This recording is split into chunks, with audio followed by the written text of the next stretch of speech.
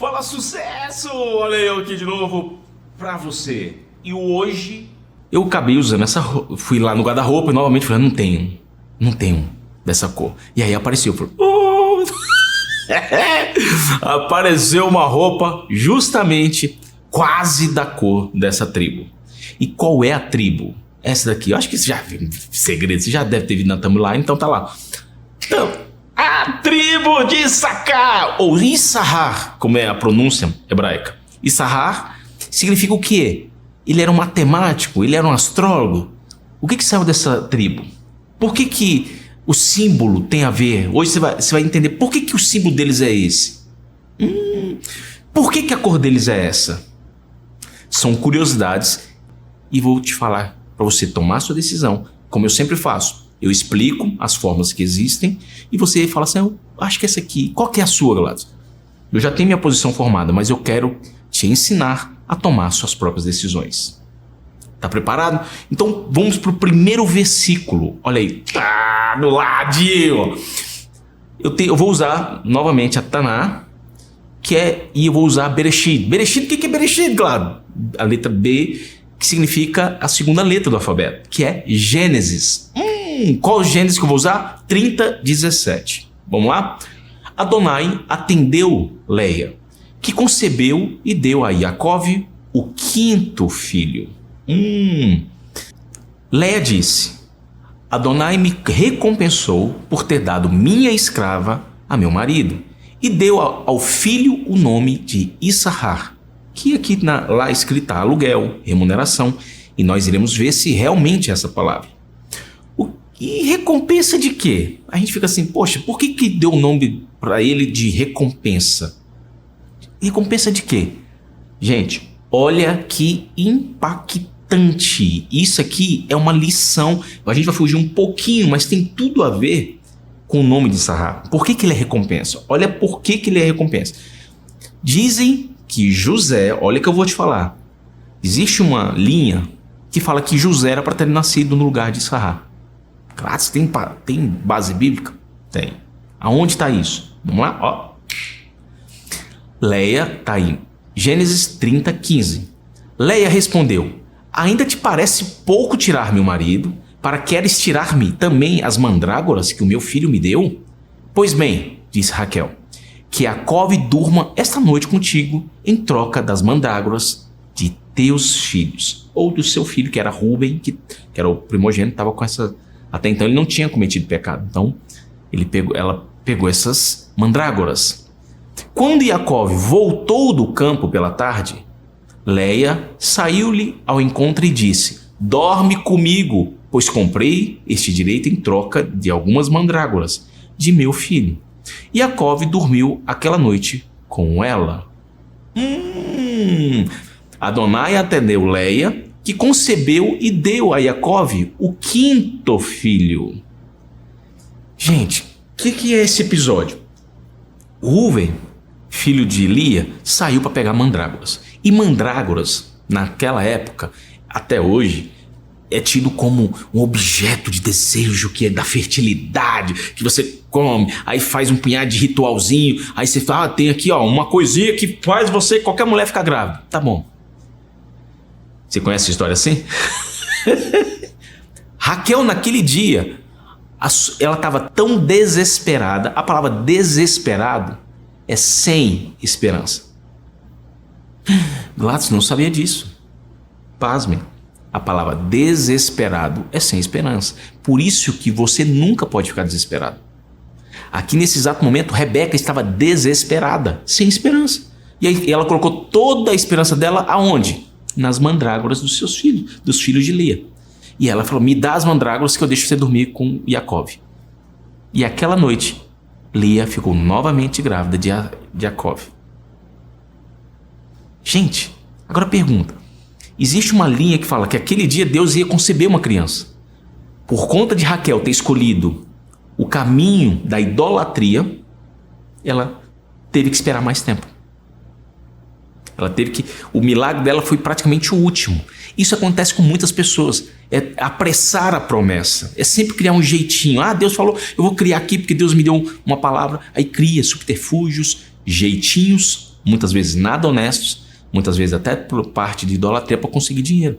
Isso acontece muito quando a pessoa está com desespero, ela vai lá e rouba algo para poder aparecer para alguém.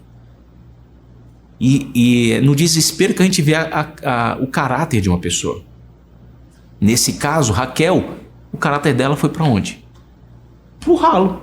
A pergunta é, uma seguiu, trocou. Uma seguiu o passo de fazer algo de Deus. Foi lá e deitou. Ela foi desempenhar um milagre.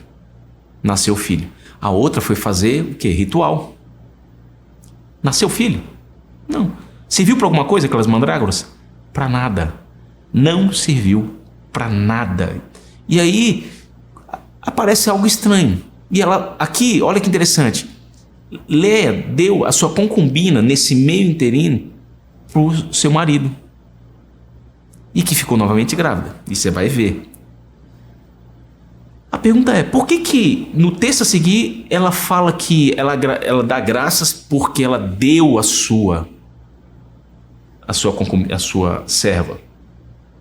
Aqui é uma pergunta que pode ser facilmente explicada. Porque muitas vezes nós nos esquecemos facilmente dos atos que nós fazemos hoje. Por exemplo, ela esqueceu, provavelmente, que por conta das mandrágoras, que aquela noite, ela não tenha tido milagre. Essa é uma das explicações. A outra é que aqui fica subentendido que ela deu graças porque ela trocou com a irmã a posição. Só que não está explícito, mas está explícito numa situação. Por conta dessa atitude, pasmem, Raquel não foi enterrada do lado de Jacó. Gladson, não sabia disso. Não foi enterrada. Por quê? Porque ela preferiu ir para as mandrágoras e ela trocou uma noite com a autoridade, que era Jacó, para ficar com as mandrágoras. A pergunta é, surtiu algum efeito? Ela trocou. E aqui vem uma frase muito, muito, muito forte. Olha aqui do lado, eu vou até colocar aqui do lado para você. Não troque o seu propósito por uma proposta. Uau! Não troque o seu propósito por uma proposta. Acontece muito, muito, muito. Fica até o final que você vai ver, no finalzinho você vai ficar maravilhado com o que tem nesse vídeo. Tem um tesouro para você. Um tesouro nesse vídeo hoje. E aqui foram semanas de estudo, porque eu estou fazendo esses vídeos da melhor qualidade, da melhor forma possível, colocando um maior nível de facilidade para você entender. Então, fica comigo aqui, você vai ficar... E outras que todo mundo fala, você podia pedir... Se inscreve aqui, ó, gente. Ó, aqui desse lado aqui, acho que é desse lado aqui. Se inscreve. Ou aqui no meio. Prazer, Pastor Gladson. Que as pessoas muitas vezes... qual que é o seu nome? Pastor Gladson, a seu dispor. E o que eu creio que a sua vida vai ser transformada. Você crê? Agora, olha o nome de Issachar. Eu criei tomei a liberdade de fazer algo aqui que muitas pessoas me pediram e elogiaram no anterior. Eu não fiz nos outros, mas nos demais, agora que vieram a seguir, uma coisa para te deixar assim mais entendido do hebraico. Aqui está o nome de Issachar. Issachar, qual é a primeira letra aqui? Aí eu coloco o nome completo e a letra azulzinha que vai aparecer aqui agora vai te ajudar. Primeira letra, Yud, que é um tracinho. Depois tem a palavra Shin. Você vai ficar impressionado o que significa isso. Depois tem a letra Kaf.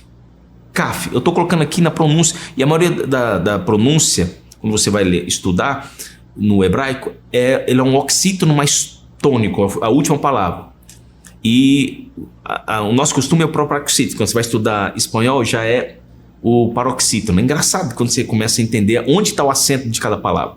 Mas no hebraico, a maioria é a primeira e a última ao mesmo tempo. Kaf, ou a última letra. E Reish,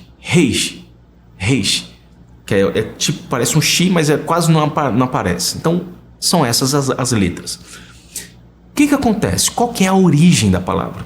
A origem da palavra, eu vou colocar as duas palavras, olha lá em cima, que é a ordem. Lembre que é da direita para a esquerda. Então aqui, nesse caso aqui, olha que interessante, o Yud e o Shin, ele vira uma palavra chamada A, do verbo existir. Então, uau, Gladson, nossa, agora eu entendi, eu estou começando a gostar de hebraico. Cada letra dessa tem um número também, que é chamado gemátria. Depois nós temos o quê? O shin, o kaf e o reis gera a palavra sahar. Sahar, que é remuneração. E aí eu já vi muitas pessoas falando assim, Gladson, mas é recompensa? Lembra que eu falei no anterior? Recompensa. Será que é a palavra recompensa? Vamos ver no hebraico o que significa a palavra recompensa? Peres. É tipo uma peres. Quais são a letra? A letra pei. Depois tem uma resh, que é a única letra que tem na palavra. Na única letra. E depois tem a palavra samer, que é tido como a letra do milagre. Como assim letra do milagre? Porque essa letra nas tábuas da lei, ela era oval e ela ficava flutuando, dizem os sábios. Porque era tipo como se fosse magnético, porque ela não tinha como emendar. Então é como se Deus tivesse perfurado a pedra, que era uma safira. Já estou dando spoiler aqui. Então, agora olha algumas curiosidades que você pode montar com a letra. Isso aqui é uma forma de estudo para você entender o que significa cada palavra. É uma codificação dentro da codificação. Ou seja, lembra que eu te falei que no hebraico é uma história dentro da história? Vou te explicar aqui agora, porque me perguntaram no anterior. Se eu pego e só tiro a palavra yud, eu tiro yud e deixo as palavras, fica shesahar, que significa que contratou. É um contrato. Se eu tiro um shin, uma letra shin, ele vai virar sahar, remuneração. Opa, classe, então eu posso falar que foi remuneração? Posso. Depois, se eu tiro a palavra e coloco o reis e tiro a letra kaf, ela vai significar vai alugar. Lembra que tem uma pronúncia que também fala que é meu aluguel? É derivado dessa junção, desse trocadilho de letras. Então, por isso que a gente fala, mas o significado pleno dela é qual?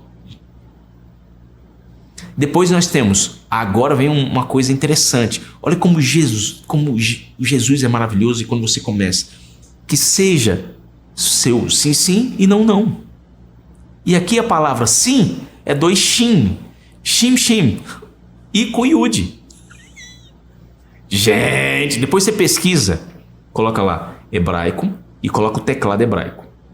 E coloca em português. Depois você troca e coloca a palavra não em português. Vai aparecer algumas letras no tradutor. Você vai ficar impressionado, maravilhado. Então, que seja sim, sim e não, não. Depois se eu pego o shin e yud e com reis vai virar direto. Depois tem a palavra islah, significa será honesto. Depois temos aqui a palavra reshek, acerca de. Isahash, vai crescer. E quando eu uso a última letra e a primeira letra e crio uma outra palavra, vira fogo. Tem a ver? Tem. O que significa o fogo? Ele é impetuoso, mas o fogo é sábio. Gente, olha que interessante isso. Agora, aqui eu já vou começar a facilitar para você. Resumidamente, vamos lá. Issachar, ele é o nono filho de Jacó. E ele é o 5º filho de Leá. 5º filho de Leá. Gente, olha que mulher abençoada. Direto dela é o 5º filho. Depois está a remuneração. É o significado do seu nome. Ele recebeu a 6ª bênção de Jacó. 6ª. E o que fala na 6ª bênção de Jacó? Está aqui, ó. A gente vai usar Gênesis, está em Gênesis 49, 14. Issachar é um jumento de forte ossatura, descansando entre as fronteiras das cidades. Ele viu que sua tranquilidade é boa e que a terra é agradável. Ele curvou seus ombros para sustentar e tornou-se um servo, pagando tributos. Issachar é um jumento de forte ossatura. O que significa forte ossatura? Issachar era forte. Quando ele foi comparado a um jumento e não a um burro, e você vai entender por que não é comparado a um burro, e que pode... Gladys, pode surgir algum burro? Pode. Eu vou te dar curiosidade, você vai ficar maravilhado. Você que trabalha com liderança, você vai vai amar essa explicação. O burro, nesse caso, ele falou que era um burro com ossatura. Então significava o quê? Que ele carregava pesos e ele não ficava fraco. Então ele tinha forças para carregar peso. Então o osso dele era duro de roer. Aí a gente vai para descansando entre as fronteiras das cidades. Aqui tem várias explicações. Uma delas porque como ele estava na proximidade da fronteira, ele ficava sempre estando em guerra. Mesmo sendo um jumento forte, ele tinha que ser forte porque ele tinha que batalhar. Porque ele estava numa posição. E também tem a explicação que era como um jumento que trabalhava dia e noite e não se cansava. Era alguém que aguentava peso. E o peso de carregar a Torá.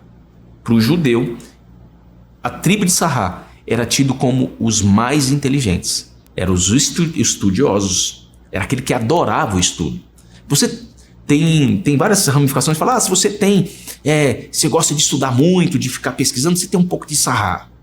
Porque Sarrá, ele tinha a facilidade. E você vai ver aqui, quase falei o segredo, quase no finalzinho, você vai ver que tem tudo a ver com Sarrá. Ele viu que sua tranquilidade era boa. Por que fala isso? Porque o seu terreno era extremamente fértil. Tem uma passagem que mostra que ele, assim como Naftali, assim como Zebulun, eles ajudaram as outras tribos, porque eles eram muito prósperos. Muito prósperos. E aí você fala assim, e como a Ser também. Lembra do azeite? E aí você fala assim, tudo começa a se encaixar. Tudo começa a se encaixar. Então eles eram extremamente estudiosos. E um jumento de osso duro, ele carregava a Torá. Ele era a Ferrari da época. Entendeu? Agora, olhando no dia de hoje, ele era a McLaren, ou o carro que você gosta. Por quê? Porque ele era o que tinha força, ou melhor, porque ele não era veloz, ele era constante. Ele era constante. Olha a diferença da sabedoria. Ele curvava os seus ombros. Por que aparece essa palavra, essa frase? Porque o peso da Torá era muito forte, muito em cima. É algo pesado. Além do que, na sua posição territorial, ele sempre estava em guerra. Porque por ser muito fértil, as pessoas sempre queriam. Lembra que eu te falei que quanto mais riquezas tiver um país, mais guerras esse país vai ter? Ninguém guerreia por um deserto. Já parou para pensar? Então, tem riquezas que não são bênçãos, são maldições. E qual era o símbolo dessa tribo? Tá aí, ó. O jumento, o sol e a lua. Por que justamente esse símbolo? Lembra que foi comparado a um jumento? Porque o jumento devido ao seu conhecimento. E a lua, e a estrela? Porque eles eram conhecedores da astrologia. Eles faziam cálculos numéricos para entender qual era o devido tempo que iria acontecer. Então, essa tribo, ela tinha o quê? A dádiva da matemática, da lógica. Eles eram estrategistas. E você vai ver que isso tem tudo a ver com Jesus. Ele sabia o tempo certo de agir. O tempo certo de agir. Então, o símbolo que eles usavam era o jumento, o sol e a lua. Jumento porque carrega o peso da Torá, do conhecimento, a lua e o sol. São os estudos. Gladys, e quais são as qualidades do jumento? Primeiro, o jumento, ele é extremamente competente quando é para fazer uma função. Mas conta a história que os jumentos empacam. Sim, quando eles pressentem o perigo. Lembra de Balaão? Que o jumento falou? Gente, o jumento falou. A pergunta é, tem defeito? Tem, mas depende do ponto de vista. Se naquele momento o ato dele empacar salvou a vida de Balaão. Gladson, pode ser um burro? Cara, agora você tá preparado? Tá preparado? O que é o burro? Gladson, pode ter burro em Sacar? Pode ter burro em várias tribos. Gente, como que eu vou te falar? Eu fiz esse treinamento. O que eu vou te falar hoje eu falei num grupo de líderes, e aí tu falou, Gladson, foi a primeira vez que alguém me chamou de burro educadamente. Mas não foi a minha intenção. Eu falei, Gladson, você me deu uma lição de moral com esse burro. Gente, todo mundo saiu falando desse... Eu falei tanta coisa, e adivinha o que marcou? Bendito burro. Por que não pode ter sido um burro? Vamos lá? A palavra, o burro, é a junção da égua com o jumento, ou com a mula, com o cavalo. Mulo, mula. E aí gera o quê? Gera o burro. Quanto tempo que demora para um coelho nascer? Meses. Tem rato, de hamster, que é semanas.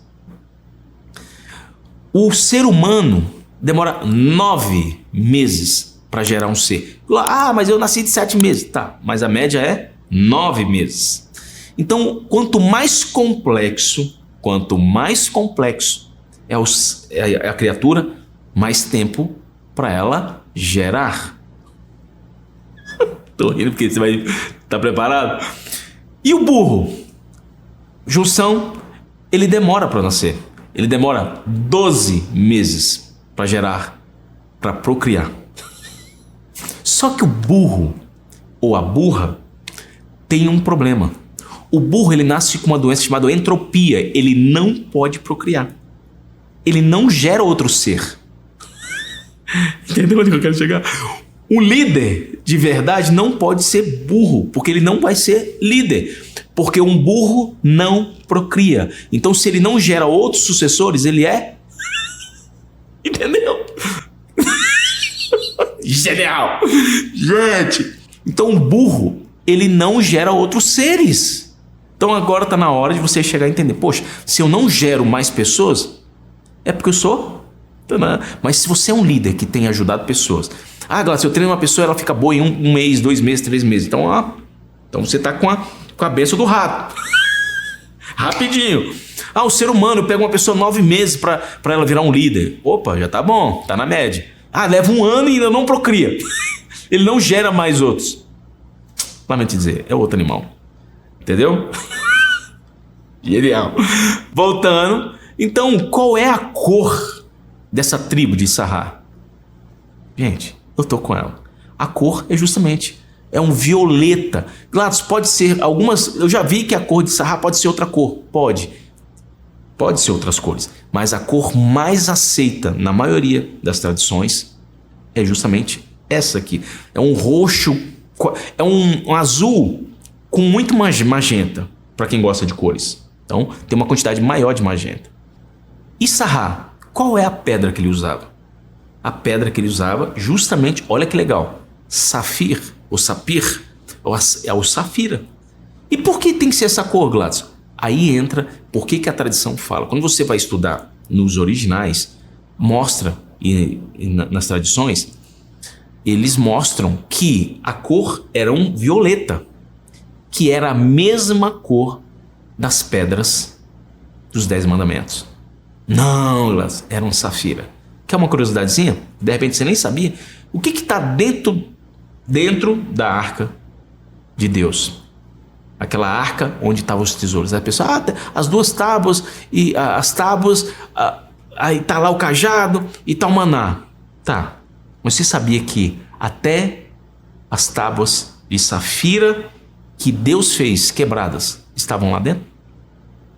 Não sabia.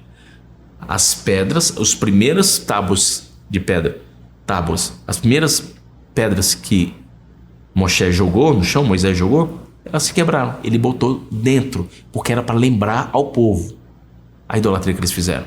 Que eles quebraram algo maravilhoso de Deus, que forçosamente fez com que Moisés tivesse que fazer outro. Então a cor deles tem tudo a ver com 10 mandamentos, com o poder da palavra de Deus. Então Issachar era diretamente ligado à sabedoria de Deus. Ele era aquela parte, não lembra das partes do corpo? Ele seria praticamente a cabeça. Caramba, essa ficou boa, hein? E qual a posição dessa pedra na Torá? Seguindo a ordem.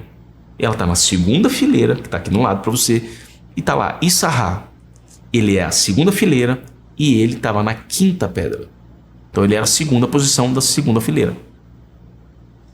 Gladson, agora eu tô começando a entender. Mas eu vi outras pessoas falando o contrário. Não. A ordem que eu tô te mostrando aqui é a mais aceita em todas as tradições. Ela é quase que unânime. É a única coisa que você vê que é unânime é a posição das pedras, que é a mesma pedra na ordem da unção que eles receberam do pai Jacó.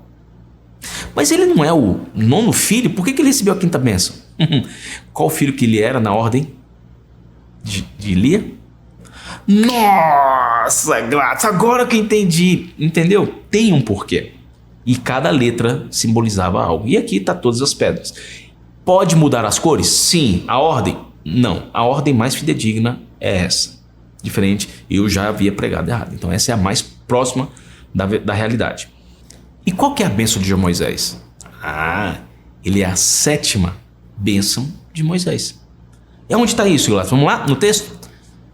Para Zebulun disse: sê feliz, Zebulun, nas tuas caminhadas, e tu, Issachar, nas tuas tendas. Agora, uma curiosidade maravilhosa que de repente você que meio que passou batido. Isso aqui é quando é um estudo mais completo. E nele fala o seguinte, que é chamado de sabedoria oculta de José. E que muitas vezes a gente lê e nem nota. Olha que interessante nesse texto aqui, em Gênesis 47, 2, fala o seguinte, olha aqui. E tomou 5 dos seus irmãos e os apresentou ao faraó. Então perguntou o faraó aos irmãos de José: qual é o vosso trabalho? Eles responderam: os teus servos somos pastores de rebanho, tanto nós como nossos pais. Gladys, cadê a sabedoria de José? Ele escolheu 5 irmãos. E na tradição diz, por que ele escolheu 5 irmãos? E dentre eles estava Issachar. Ele escolheu os irmãos mais não é o mais fraco, mas aquele que não demonstrava tanta força, como Rúven, como Levi. Então ele pegou 5 irmãos que eram mais fracos, aparentemente mais fracos, que a gente sabe que tamanho não tem nada a ver com força, e apresentou para o faraó. Porque ele não queria e deve ter instruído os irmãos para falar que eram pastores. Por quê? Porque senão o faraó teria colocado eles numa posição de liderança de guerra. Você não tem que batalhar a guerra que não é sua. Tem um rei Josias, homem de Deus, que morreu porque foi batalhar uma batalha que não era dele. Não morra por uma batalha que não é sua. Você tem suas batalhas, então guerreie suas batalhas. Mas tem uma pessoa necessitada. É diferente do que você batalhar a guerra dela. Tem coisas, não compre briga que não é sua. Já aconteceu isso, você vê em vários episódios. A pessoa vai comprar uma briga e acaba perdendo a vida por causa disso. E a briga não era dela. Entendeu? As pessoas não compram briga que não é sua. Olha que interessante. Serão sustentados pela abundância dos mares. Por que serão sustentados? Primeiro, em que posição que Issachar estava? Na posição de a pessoa que é curiosa de estudar. E Deus iria sustentá-los para ter a abundância dos mares, para eles terem mais tempo para estudarem a Torá, para estudarem a palavra de Deus, para entenderem os tempos de Deus. Meu Deus, claro, que mistério! Gente, está na Bíblia. Quando você começa a ler ela, você começa a ficar apaixonado. E toda vez que eu lia, você sempre está aprendendo algo novo. E pelas coisas valiosas escondi sobre sua areia. O que significa isso, Gladys? Olha que interessante. Coisas que ficaram encobertas e escondidas pela areia. O tarit, que é uma espécie de peixe, que ele já era muito raro, esse peixe. E estava onde? Junto com a tribo de Issachar. E tem o xilazon, uma espécie de molusco, que era obtido um corante azul para fazer o tissi-tissi. E só quem tinha essa cor, o corante que Deus pediu, justamente a tribo de Zebulon e de Issachar. Gente, olha como é poderoso quando você tem uma palavra de Deus sobre a sua vida. Muitas coisas acontecem, então aproveite a palavra de Deus na sua vida. Alegre-se, Zebulon, quando sair Issachar em suas tendas. O que significava isso? Que Issachar firmaram uma parceria. Que quando um era bom de navio, Zebulon era ótimo de navio. Curiosamente, parte das pessoas que fizeram as conquistas, dizem os estudos, que eram da terra de Zebulon. Muitos que fizeram conquista Se olhar a genealogia deles, ele tem uma ligação direta com Zebulun. E Issachar? Issachar, ele tinha, como a sua terra era muito próspera, e eles tinham tecnologias e inteligência para descobrirem coisas perdidas, eles começaram a ficar ricos. Então, use o talento que Deus te deu. Issachar sabia usar muito bem o seu talento. Então, voltando aqui, tá aqui, ó. Agora eu vou falar da posição deles em Apocalipse. Eles foram mencionados em que ordem? Na 9ª posição. Então, em Apocalipse 7, do 4 ao 8, eles foram a 9ª tribo a ser mencionada. Legal, né? Claro, o que tem a ver isso? Você que gosta de curiosidades, você pode pegar o nome de cada tribo, do jeito que eu te ensinei aqui agora, e coloca na ordem e você lê a frase que vai ser montada. Você vai falar, gente, como que homem não pode ter feito a Bíblia? Não tem como. Cada ordem tem uma palavra e uma frase. Experimenta fazer isso. Então, curiosidades. Qual que era a função da tribo de Issachar? Eles tinham a função de transporte. Por quê? Porque eles tinham vários jumentos. Lembra que não era burro? Se tem burro, é porque não procriava. Você vai criar um animal que não pode procriar? Ninguém vai fazer isso. Porque é a última geração dele que ele vai morrer. Porque você sempre vai comprar e vai priorizar quem tem o quê? O poder de gerar mais crias. Tem coisas hoje que você compra um carro e ele não vai gerar cria. Ele está ali fixo. Então, é passivo ou ativo? Se gerar filhos, você já sabe. Ficou mais fácil, né? Então, ele tinha a função de quê? De carregar também todos os artefatos do templo. Por quê? Ele tinha os jumentos. Então, ele que cuidava com o transporte. Nossa, Gladys, que impressionante. Então, nada é por acaso. Em Gênesis 46, 13, os filhos de Issachar são 4. Tolá, Puva, Jó e Sinrom. E esse Tolá me lembrou... Se você passou dos 40, você vai lembrar. Você lembra da cobrinha? Azul. Tolita lá. Gente, é muito velho. Você não sabe, bota aí e coloca. Cobrinha azul. Você vai ficar... Eu não vou botar aqui, porque senão o vídeo ele pode ser vetado para outras pessoas. Outra curiosidade. Quantas pessoas saíram do Egito? Aí está em Números 1, 29. Vamos lá. Foram contados deles, da tribo de Issachar, 54.400 homens. Que estavam acima de 20 anos prontos para a guerra. Então, se a pessoa não estivesse pronta para a guerra, não ia. Nem era contado. Então, a pessoa tinha que estar pronta para a guerra. Olha a importância. Agora, a guerra é importante, porque eles estão lutando pelo quê? Pela família. Essa é uma batalha boa. E quantos entraram? Antes de entrar no segundo censo, quantas pessoas sobraram? 64.300. Onde você encontra isso? Números 26, 25. E o território? Gente, o território é fabuloso. E aí tem, se você gosta novamente, depois você pode pegar o sorteio de Josué e coloca os irmãos. Tá lá. Josué 19, 17. A 4ª sorte saiu a Issachar, aos filhos de Issacar, segundo as suas famílias.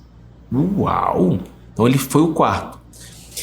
Agora, lembra que teve um episódio de Roboão? Jeroboão pegou 10 tribos e Judá ficou? Em que lado ficou Issachar? Tá aí, ó. Issachar ficou na posição... Antes de falar da posição, olha a posição que ele foi sorteado. Aqui mostra o quê? Que olha como era pequenininho, mas ele estava aqui na beira de um rio, quase próximo do lago. Então ele tinha um terreno um solo muito fértil, porque ali tinha um quê? Uma encruzilhada de praticamente vários rios passavam por ele. Então era uma tribo extremamente privilegiada por água. E a gente sabe que isso é uma guerra. Recentemente um amigo meu falou uma frase que me marcou. Por que tem muita guerra lá em Jerusalém? Aí ele falou assim, ó, só para você ter noção, se eles usassem somente a água que o Brasil desperdiça, não haveria guerra. Gente, é forte isso, né? Então existe uma luta por água lá, muito grande. E essa frase, imagina, somente com a água que é desperdiçada no Brasil, não haveria guerras lá em Jerusalém. Porque a água é um diamante. É mais que diamante. É a coisa mais valorosa quando você está num lugar extremamente árido. Então aqui a posição de Issacar era extremamente privilegiada.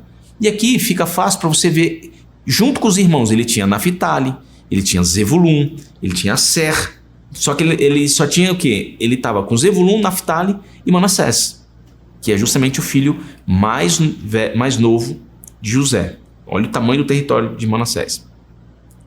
E aqui agora a gente vai ver um mapa pós-guerra, porque depois de várias guerras, uma das tribos que mais perdeu espaço foi justamente Naftali. Por quê? Porque lembra que era a terra do azeite? Por anos, tudo que tem lugar onde tem muita riqueza, tem muita briga. Todo mundo vai querer falar, essa terra é minha. E coincidentemente, hoje, se você olhar no mapa, você vai ver que país é esse. Você lembra também da divisão que houve entre Judá e o povo de Israel? Teve um detalhe. De que lado a tribo de Sarrá ficou?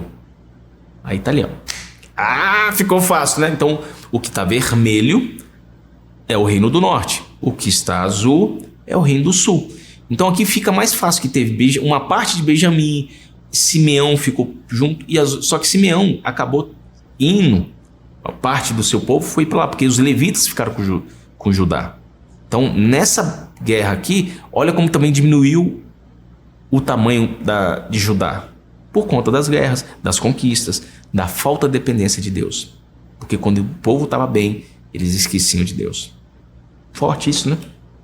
Outra curiosidade. Deuteronômio 27, do 11 em seguida, mostra que o povo de Issacar foi escolhido para Moisés para abençoar o povo. Se você tiver essa curiosidade, tá lá, para a gente não ficar tão... Vale a pena, tem explicações maravilhosas sobre esse episódio. Uma outra curiosidade. Tem um episódio da profetisa Débora, que aí tinha lá o famoso Sísera. Lembra? Ou Cisera, ou Ciserá, como tem outras pronúncias que eu já vi. Foi chamado algumas tribos. Muitas rejeitaram, mas a posição de Sarrá foi de estar junto na guerra. Por quê? Porque eles sabiam, pelo conhecimento deles, que se não protegesse, eles poderiam perder o seu próprio reinado.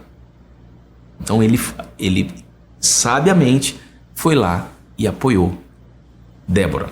Lembra desse episódio? Está em Juízes 5,15. Tolá. Tolá é o sexto juiz, que aqui já tem um acento. Tolá é o sexto juiz, veio da tribo de Sarrá e que durou 23 anos. Onde está isso, Gladys? Está aqui, ó. Juízes 10:1. Depois de Abimeleque, se levantou para livrar Israel Tolá, filho de Puá, filho de Dodô, homem de Sarrá, e habitava em Samir, na região montanhosa de Efraim. Poxa, mas ele estava em Efraim, nada a ver. Lembra que existe uma maldição para aqueles que conquistavam um terreno o terreno que não estava destinado a ele. Tem isso? Tem. E é justamente uma oração que Moisés faz todo o povo repetir. Julgou a Israel 23 anos e morreu, e foi sepultado em Samir. Também temos o episódio do rei Baasa, que era justamente Sarrá. Ele matou Nadab, que era filho do rei Jeroboão de Israel. Aonde está isso? 1 Reis 15, 27 até o 28. Agora eu gostaria que você prestasse atenção nesse versículo também que fala sobre Baasa. Olha que interessante. 1 Reis 15, 16. O rei Asa de Judá e o rei Baasa de Israel estiveram sempre em guerra um contra o outro durante todo o tempo em que ficaram no poder. Então era o reino do norte contra o reino do sul. Era Israel contra o reino de Judá. Gladson, e que isso gerou? Olha o que isso gerou. E que você tem que tomar muito cuidado. Muito cuidado. Olha esse episódio, tá aqui, ó. 1 Reis 15, 18. Por isso, o rei Asa pegou toda a prata e todo o ouro que haviam ficado no templo e no palácio e entregou alguns dos seus servidores, a fim de que levantassem para Damasco e entregassem ao rei Ben-Hadad, que era filho de Tabrimon e neto de Erizon. Junto foi a seguinte mensagem. Claro, qual foi a mensagem? Vai lá ler.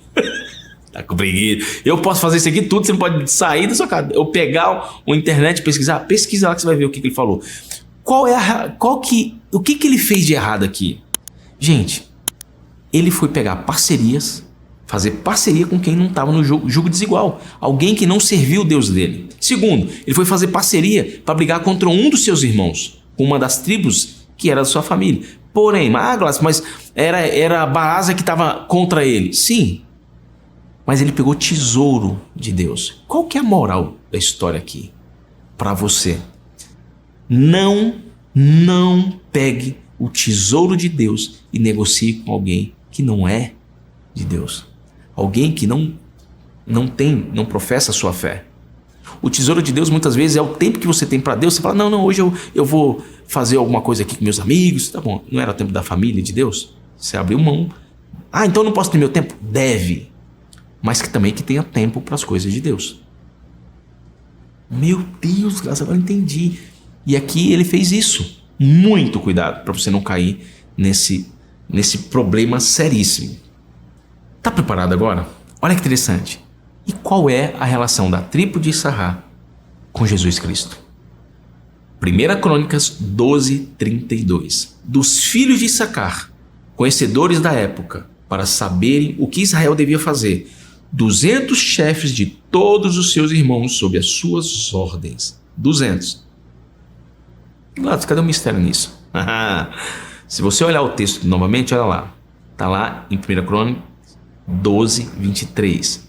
Quando Davi estava em Hebrom, muitos soldados treinados foram se juntar ao seu exército para ajudar a fazê-lo rei no lugar de Saul. Onde está o mistério? Cadê a relação de Jesus? Preparado? Olha que interessante. Judá mandou 6.800 soldados. Simeão, 7.100 soldados. Joiada, chefe da casa de Arão, ou seja, Levi, mandou 7 mais... Gente, olha aí, 4.600, que é Levi e Arão. 3.700. Efraim, 20.800 homens aptos para a guerra. E por que Issachar mandou só 200 homens? Nossa, sabe por quê? E eles eram chefes. Porque Issachar mandou seus 200 melhores. Mandou, na linguagem de hoje, seriam generais. Aqueles que eram os estrategistas. O que isso tem a ver? O que implica com Jesus? Tudo a ver. Porque foi necessário. O que demanda aqui, que é mais importante do que a quantidade, é a qualidade. Você com uma qualidade tem poder de superar qualquer quantidade. E quantas guerras e estratégias? Tem os 318, que Deus deu uma estratégia para ele. Davi, com menos soldados que o oponente, venceu. Por quê? Porque ele tinha o senso de sabedoria. Ele entendia que quando você tem uma estratégia, quanto maior a estratégia, menos esforço você tem. Exemplo prático no dia de hoje. Antigamente, quem mexia com móvel tinha que usar... Eu sou dessa época. Fenda. Imagina, você fazer um móvel, porque o móvel era muito caro. Porque não tinha parafusadeira. E aí ele usou a parafusadeira, foi uma revolução. Um móvel que demorava uma semana para ficar pronto, ficava pronto em horas. Use a tecnologia a seu favor, não contra você. Então, eu sou de acordo de você investir em coisas que façam você ganhar tempo. E essa era a grande dádiva de Jesus. Porque a sua qualidade era tão ímpar que ele fez o que milhares de soldados juntos nunca fizeram. Um homem conseguiu transformar com conhecimento e sabedoria. Por quê, Gladys? Onde está isso? Vamos lá? Vou usar Tanash. Dos filhos de Issachar, que tinham o senso de oportunidade e sabiam o que Israel devia fazer. 200 chefes e todos os seus irmãos sobre as suas ordens. Por que aqui eu coloquei no original? Mais próximo do original. Porque aqui tem a palavra-chave para você destravar, para você abrir portas que estão fechadas, para você sair da bancarrota, para você sair das despesas. Que está aqui, ó, senso de oportunidade. Meu Deus do céu! Por que significa o senso de oportunidade? Vou colocar aqui só para você, para te ajudar. Olha que legal, lê comigo, ó. O senso de oportunidade. Os homens de Issachar tinham a habilidade de perceber o momento certo para agir, o que muitas vezes é mais crucial do que ter uma grande força numérica. Ah, meu Deus, gente, você perdendo tempo aí. Lembra da história do Machado? Que o cara começou, isso aí é antigo, mas eu vou contar a história que o cara tava lá, chegou, vou contar uma história de uma forma mais diferente. O cara tava lá, e aí, vou ganhar de todo mundo aqui, vou ganhar de todo mundo. O cara jovem, com muita força. Eu falei, aqui, campeonato de quebrar o tronco, trocar aqui com machado. Aí o senhorzinho lá, e aí ele falou assim, isso não vai falar nada, não, senhor, tô esperando você parar com essa brabeza aqui pra gente começar a amular o nosso machado. Aí ele começou a amular, o senhorzinho começou a amular o machado com força, olhava, e o outro lá, pá, pá, pá, pá. E aí o senhorzinho, depois de um tempo, olhou, foi lá e com 10 machadadas ganhou o campeonato. Nossa, mais 10? Já vi. Depois você olha no YouTube, tem lá campeonatos de tora. Gente, teve um cara com 10. Com 10. 2, 3, 4, 5, 6, 7, 8, 9, 10. Tem até menos. E aí, um tronco enorme. Moral da história. Senso de oportunidade. Você tem que saber o momento certo de agir. Claro. E Jesus, qual é a relação dele? Olha que outro texto para você, que eu escrevi. Jesus é o exemplo pleno de sabedoria. Assim como os homens de Issachar, Jesus possuía sabedoria divina e discernimento. Ele sabia o que deveria ser feito e quando deveria agir, sempre no momento certo, conforme os planos de Deus. É sábio ou não é? Uma das profecias era montar no jumento. E por que Jesus montou no jumento? Tem uma história que conta que o jumento que Jesus estava passando, o jumento todo feliz, falou, olha só, estão aplaudindo para mim, usando, estão fazendo tudo comigo aqui. E aí esqueceu que aquele que estava acima dele era quem devia receber essas honrarias. Acontece com muitos pregadores, que ele está em cima do púlpito, ele acha que ele é o ser supremo, mas esquece que tem sempre alguém superior a ele e que toda honra, toda glória tem que ser dada a ele. Não seja burro. Lembra lá atrás? Burrinho! Te marcou, né? Você vai pensar nisso. Toda vez que você olhar um burro, você vai olhar diferente agora o burro. E a passagem de Gênesis 12 mostra isso maravilhoso. Mostra que Issachar era um povo extremamente sábio. É melhor 200 sábios do que 1 milhão de soldados. Porque com a sabedoria você vence a batalha. Com estratégia. Então você quer montar alguma coisa? Está na hora de pensar antes de fazer. Tem uma temporada que eu assisti muito tempo atrás, um Prison Break, se eu não me engano, que o cara tava na prisão, na cadeia, ele calculou tudo. Não que eu concorde com o filme, que tem muita coisa que eu não concordo. E pega o cara lá e o cara, a preço de tudo para tentar salvar o irmão. Gente, é muito uma loucura. Resumindo, é um cara que foi preso e que, pela sua consequência, que quis salvar a vida do irmão, acabou matando outras pessoas honestas. Que preço, né? E virou um filme. Então, simbolismo do jumento, tá onde? Jesus entrou em Jerusalém montado em um jumento, cumprindo a profecia de Zacarias 9:9. O jumento é um símbolo de humildade, paz e serviço, características também associadas à tribo de Issachar. Lembra que ele montou no jumento, não no burro. Toda vez que você quer pegar a honra para você e que você não gera e que você não procria, porque você não faz novos sucessores, você não é um jumento. Melhor que fosse. Você está sendo um burro. Não seja mais burro. Não guarde os seus talentos. Tem muitas pessoas querendo saber o que você faz de bom. Tá bom, Gladys. E o que é o senso de oportunidade e redenção? É a capacidade de Jesus de entender o tempo de agir de acordo com o plano divino. Meu Deus do céu. Mudou a concepção? Ficou mais fácil? Conquistas divinas só aparecem para aqueles que aprendem a usar o senso de oportunidade. Vou repetir essa frase. Conquistas divinas só aparecem para aqueles que aprendem a usar o senso de oportunidade. Surgiu uma oportunidade? Como que eu sei que o que Deus colocou na sua vida? Poxa, Glaucio, surgiu uma oportunidade para mim. Como que eu sei que essa oportunidade é de Deus? 3 situações. Primeiro, eu estou capacitado? Se você está capaz, exemplo, tem uma profissão para ganhar X. Ah, Glaucio, mas tem um problema. Tem que falar inglês. Você não sabe falar inglês? Não. Então você não está capacitado. Então esse milagre não é seu. Segundo, Glaucio, eu estou capacitado. Eu sei falar inglês. Uau. Segundo, te abençoa. Glaucio, eu vou ganhar muito bem. Ah, eu vou ganhar pouco. Ah, vai me ocupar muito tempo. Guarda esse negócio de ocupar tempo. Ah, vai me abençoar porque eu vou sair do atoleiro. Tá bom. E o terceiro, e te faz ficar mais próximo ou distante de Deus. Ah, eu vou trabalhar para ganhar um grande salário, só que eu não vou ter mais tempo. É de domingo a domingo. Eu só tenho uma férias na semana.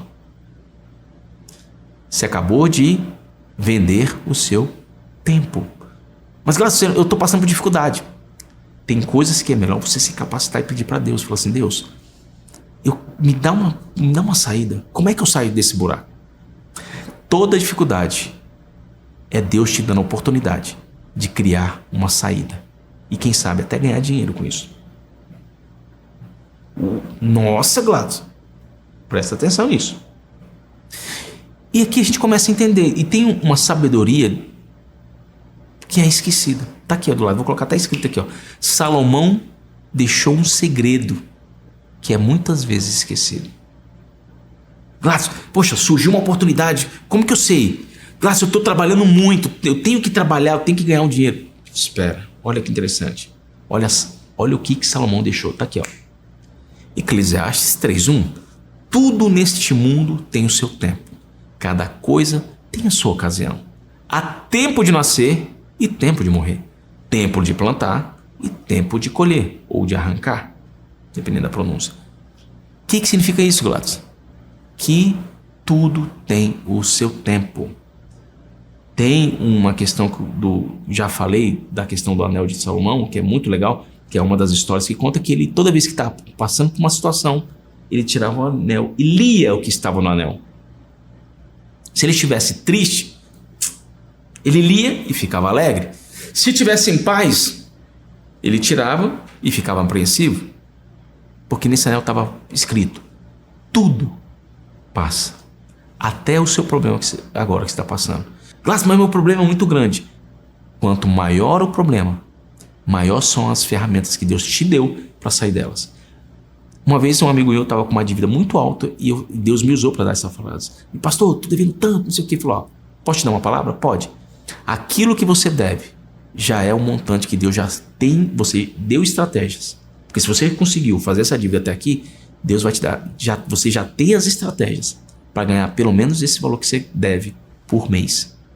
E pasme, ele acreditou na palavra e ele foi lá e fez 10% a mais do que ele te devia.